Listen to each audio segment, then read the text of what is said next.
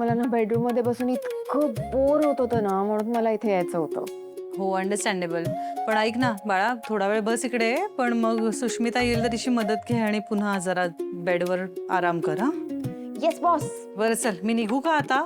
ऑफिसला पळायचंय. तुझं पार्सल आलं की खाऊन घे. ए अगं का निघतेस? थांब ना, पार्सल येते, तू खाऊन जा. ओके अगं मला उशीर होतोय, ऑफिसला जायचंय, निघायला हवं. नंदू ताई, ग 5 मिनिटावरती येते फूड. हे बघ 5 मिनिटं दाखवते, थांब ना, खाऊन जा. ओके थांबते. थांबी ना, या डिलिव्हरी बॉयला कॉलच करते. एवढा का वेळ लागतोय?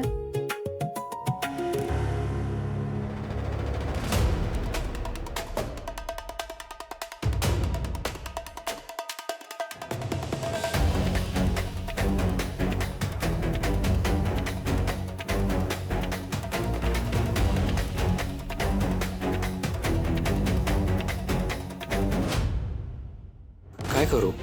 वर जाऊ की नको जाऊ? वर गेलो आणि सगळ्यांना कळलं तर? नाही नाही नाही नाही, नकोच जायला.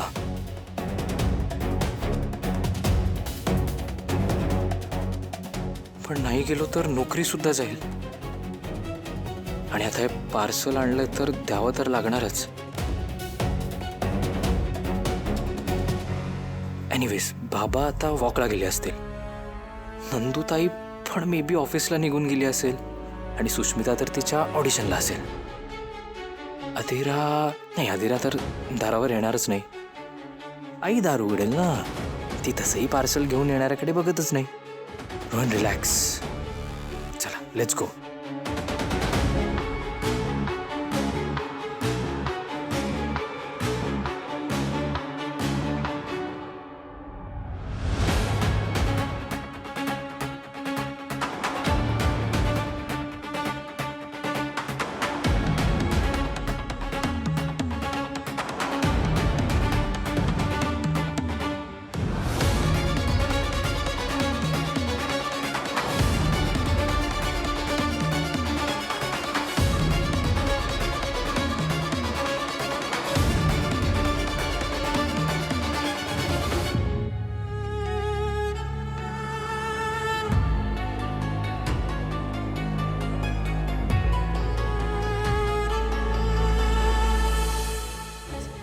यार, ऑलरेडी इतकं फूड डिले झालंय आणि आता फोन रिसीव्ह नाही करत आहे.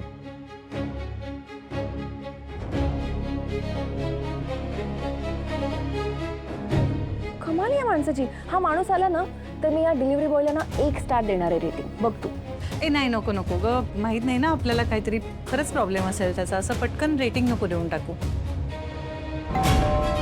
ए फायनली. हां अरे बाप रे, ताई अजून घरीच. हां thank you. Hello wait, hello wait, hello wait, hello wait. अधीरांनी ओळखलं की काय? किती वेळ लावलात तुम्ही? एक तर फूड डिलिव्हरीला 15 मिनिटं लेट झालंय. आता ते फूड थंडही झालं असेल. दिस इज नॉट डन ना. हे काय आहे? आणि कॉल करते तुम्हाला, कॉल रिसीव्ह नाही करत आहे तुम्ही.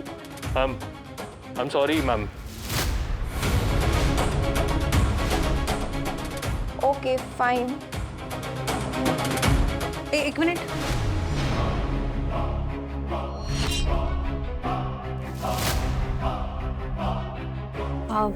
ऊन बाहेर खूप आहे. पाणी देऊ का तुम्हाला?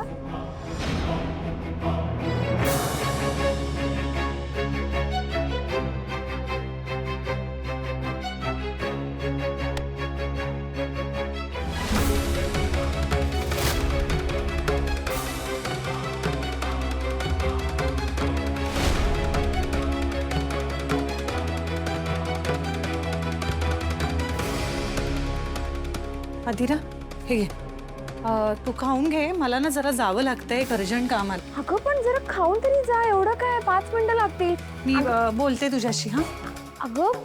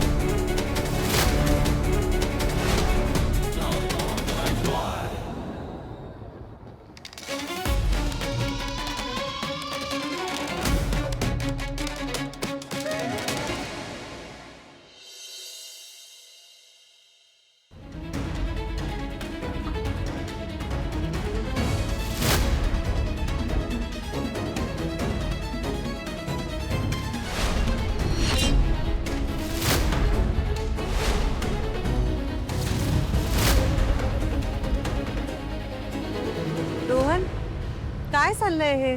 तू इथे डिलिव्हरी का करतोयस? ऐक ना, काहीच वेगळं बोलू नकोस. जे काय आहे ते फक्त खरं सांग मला. इकडे बघ. ताई हे माझं काम आहे. ओके, म्हणजे मी ते डिलिव्हरी बॉय म्हणून जॉब करतोय. अरे पण का? तुझा जॉब? गेला माझा जॉब आणि खूप अचानक गेला. कंपनीने एकसाथ सगळ्यांचं डाऊन सायनिंग केलं आणि त्यात मला सुद्धा काढून टाकलं. कंपनीचं काय आहे, त्यांना माझ्या डेसिग्नेशनसाठी कोणीही मिळेल कमी पगारात काम करणारं. पण त्यानंतर मी सुद्धा खूप इंटरव्ह्यूज दिले का, पण कुठे काहीच वर्कआउट नव्हतं. शेवटी जे काम मिळालं ते घेतलं हाती आणि आता हे काम करतोय मी. घरात माहित नाही आणि कोणालाच नाही. तू अदिराला पण नाही बोलला? ताई तू पण नको सांगूस प्लीज. अरे हे बघ, मी ना खूप मेक शुअर केलंय की माझी आयडेंटिटी कुठेच रिव्हील नाही होणार. इनफॅक्ट त्या लोकांनी मला नवीन नंबर सुद्धा दिलाय. त्यामुळे जेव्हा अदिराने मला कॉल केला होता ना, तेव्हा तिला कळलंच नाही ती कोणाला कॉल करते. आई, अदिरा आणि बाबा खूप होप्स लावून बसलेत ग माझ्याकडे. ते खूप डिसअपॉइंट होते. आणि आई तर तुला माहितीये ना, घर डोक्यावर घेईल. परत ती अदिराच्या माहेरी जाईल, तिथे काहीतरी सीन क्रिएट करेल, तुला त्रास देईल. मग परत पिंट्या दादा बोलेल की उगाच याचं लग्न लावून दिलं अदिरा सोबत. ओके ओके ओके, शांत हो, शांत हो. स्ट्रेस नको घेऊस एवढा. मी आहे आणि तुला माहितीये मी आहे रोहन. तू माझ्याशी हे बोलू शकला असतास ना, मी मदत केली असती. आई पण तुझ्या डोक्याला कमी ताप आहेत का सांग ना.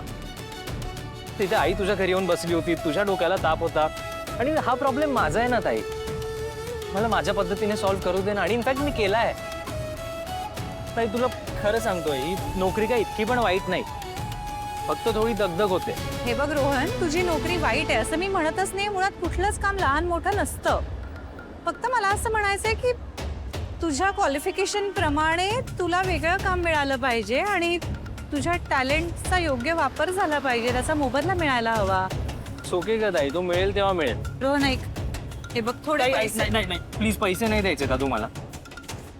माझा पगार कमी असला तरी नोकरी करतोय मी करेन कसं तरी मॅनेज. अरे रोहन, घरचे खर्च कमी आहेत का? आई बाबांची औषध आहेत, अदिराचा पाय फ्रॅक्चर झालाय, तिच्यासाठी डॉक्टरचं सगळं बघावं लागणार आहे. प्लस आता ती घरची शेगडी खराब झाली आहे. कसा करणार आहेस हा सगळा खर्च मॅनेज? आई करेन ग मी कसं तरी मॅनेज. नाही हे बघ, हे घे, घरच्या कामासाठी दिले तसं समज, नाही म्हणायचं नाही. ताई हे आधी ठीक होतं, आता तुझं लग्न झालंय, मला नाही लादायचंय तुझ्यावर financial burden. Please. Burden? Rohan, माझा माहेर ही माझ्यासाठी बर्डन असलेली गोष्ट नाहीये, ती जबाबदारी आहे माझी. आणि मी मोठी बहीण आहे तुझी, त्यामुळे माझं ऐकायचं, गपचूप ठेवते. होईल ना, करू आपण, सगळं ठीक होईल.